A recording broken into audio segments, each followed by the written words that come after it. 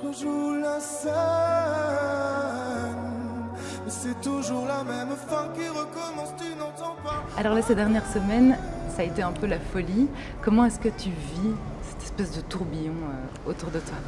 J'essaie de rester connecté à ma famille, mes amis, à ma fille, à toutes les choses qui me ramènent à la vraie vie. Je trouve ça trop important. Et en même temps, malgré tout, essayer de profiter aussi de l'amour que je reçois. Ouais, je dis toujours que parfois recevoir beaucoup d'amour, c'est aussi difficile que recevoir beaucoup de haine, parce que c'est des sentiments forts. Donc j'essaie de le prendre correctement et de la bonne manière pour que ça puisse me booster, quoi. Et c'est vrai que par exemple ta chanson, elle a été la plus streamée, enfin la chanson française la plus streamée au monde 2 jours de suite. Est-ce que ça donne le vertige? Ouais, ça me fait peur parce que je suis du genre je suis le genre d'être humain où quand il arrive quelque chose de beau, il se demande toujours quand est-ce qu'il va arriver la chose moins belle. Mais voilà, je travaille beaucoup sur ça et j'essaie juste d'apprécier, d'être content, d'être fier aussi des gens avec qui je travaille parce que c'est aussi un travail d'équipe. Donc voilà, non, c'est quelque chose d'incroyable. Donc voilà, je pense qu'aux bonnes choses. Pour toi, qu'est-ce qui touche autant les gens avec cette chanson? J'ai du mal à vraiment le savoir. C'est très bizarre pour moi parce que c'est une chanson que je le dis toujours, quoi. Je l'ai écrite avec des larmes qui coulaient sur mes joues et aujourd'hui je vois des gens danser dessus en boîte, je vois des gens la crier, faire des sketchs dessus. Bon, c'est trop beau, je suis content parce qu'une chanson, quand on l'a fait, elle ne nous appartient plus. Mais c'est vrai que ça me rappelle un peu toujours le premier sentiment que j'ai eu quand je l'ai écrite. Et du coup, voilà, c'est toujours un peu bizarre, mais c'est exactement pour ça que je fais de la musique. C'est à un moment donné pour justement faire en sorte que ma peine devienne un peu ma lumière et je trouve ça beau dans ce sens-là. Et ça peut aussi aider peut-être les gens? Ouais, j'espère que ça aide les gens. Je crois que de dire je t'aime, quelle que soit la manière dont on le dit, on en a toujours besoin. Je crois qu'il y a plein de gens qui ne savent pas le faire ou qui ont du mal à le faire. Et si cette chanson a peut aider dans ce sens-là, ce serait le plus beau des cadeaux. Alors là, tu as aussi annoncé une tournée internationale. La classe quand même. Ouais. Est-ce que ça te fout la pression? Un petit peu, parce que je parle pas très bien anglais. Je suis déjà en train de me dire comment je vais faire pour parler entre les chansons. Et en même temps, je me dis que je suis parti voir plein de concerts d'artistes internationaux qui chantaient qu'en anglais, où je comprenais pas forcément tout. Et je crois que la musique, c'est aussi ça, c'est des émotions, c'est passer au-delà et au-dessus de la langue. Et donc ouais, j'ai une pression et en même temps, j'ai hâte parce que je me dis que je vais vivre la musique peut-être différemment. Dans quel sens?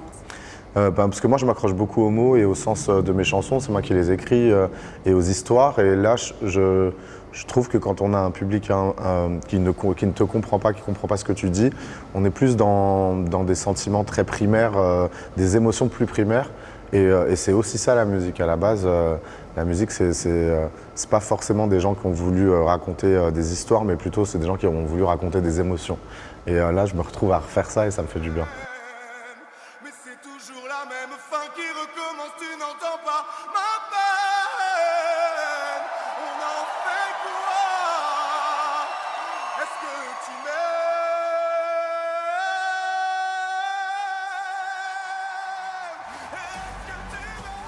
C'est un peu ce qui s'est passé finalement à l'Eurovision, puisque tu as chanté en français. Et finalement, ça a touché énormément de monde. Ouais, sincèrement, je suis surpris, moi, de ce qui s'est passé après l'Eurovision, parce que j'aimais bien ma chanson, forcément, mais j'avais une conscience totale de me dire que sur les 200 millions de personnes, il y avait peut-être 180 millions, 195 millions qui n'allaient rien comprendre de ce que j'étais en train de raconter. Et ça m'a juste prouvé ce truc-là, que la musique, c'est plus fort encore que les mots. Et je sais pas, en tant que chanteur, ça me fait du bien. Alors, il y a à peu près 8 ans, tu passais l'audition de The Voice, qui a changé ta vie. Mais à ce moment-là, ça a été très compliqué pour toi. Est-ce que maintenant, avec le recul, tu te dis que finalement, les étoiles, elles se sont un peu alignées? Ouais, totalement. Et je pense que rien n'arrive au hasard, et encore moins aujourd'hui. Dès qu'on me dit... j'ai croisé beaucoup de gens qui m'ont dit « mais t'aurais dû gagner » et tout. Déjà, moi, je trouve que c'est très bien que Nemo ait gagné. Et surtout, je suis persuadé aujourd'hui que rien n'arrive au hasard, que Dieu ou ce en quoi on croit en fait, te donne ce qu'il doit te donner. Et même parfois, les choses qui peuvent paraître...